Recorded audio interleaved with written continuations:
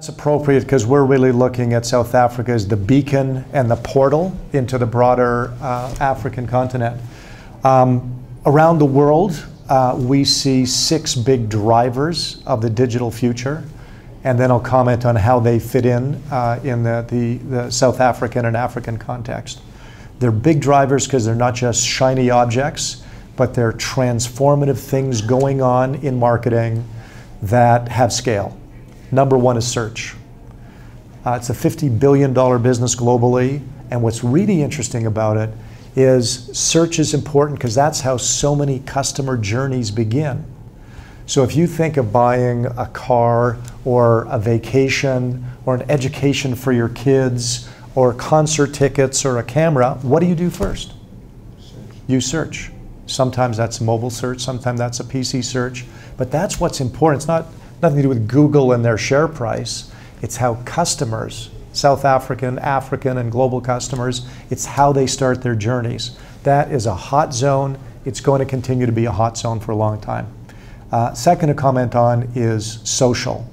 And social began as a fluffy, fun thing for, horny teenagers and college students. And it's now expanded to these incredible, full-scale marketing platforms. 1 billion Facebook users around the world. 9.8 Mixit users here in this marketplace. Another 6 to 10 Facebook. In this marketplace, people say, social media will never work for B2B. Then how can we explain 1.9 million South Africans on LinkedIn? And so on and so forth. So now we have, as marketers, not little itsy-bitsy play toys, but real platforms where we can drive connections. And the job now is, so how do we do it? Not just for fun, but for profit. How do we do it to make money? So social is another big transformative thing. Mobile, everybody talks about it, and it is true. This is a big-scale transformative platform. So much of the attention is on the smartphones. There's now 1.1 billion around the world, lots of them here. It's sexy, it's beautiful applications, bells ringing. I think there should be attention on that, but let's not forget that while there's 1.1 billion of those, 83% of phones in the world are not smartphones. They will be over time, but they're pretty smart feature phones. And I think not enough marketers appreciate what you can do with a pretty smart feature phone and a smart text program, a smart USSD program. I love mobile because of its intimacy and its ability to create relationships. But also, what do we do with it? We put it beside our hearts. We put it in our trousers. We just did a study with IBM. 80% of smartphone users have their device, their smartphone, within 1 meter of them 24 hours a day. I think it deserves something better than a crappy, annoying, itsy-bitsy banner ad.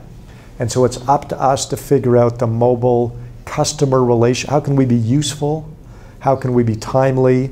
How can we be location sensitive to give you exactly what you want when you where and want it? And it's not a crappy little banner ad.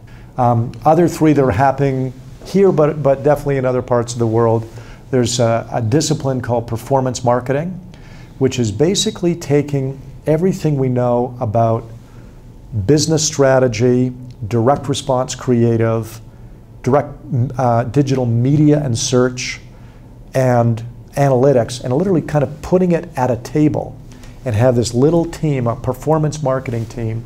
And I kind of liken it to a pride of lions, and you sort of toss a warthog in, and the warthog is a specific business objective, usually to acquire new customers at an allowable cost. Next one, 5th one, is the e-commerce arena. It's more than $1 trillion of business is done on e-commerce. Just last weekend, here in South Africa, there was a big article on the burgeoning growth of online commerce in this country. Global phenomenon, it's big. And once again, I don't love e-commerce technology. I'm interested because that's how people are shopping. That's where their journeys are taking them.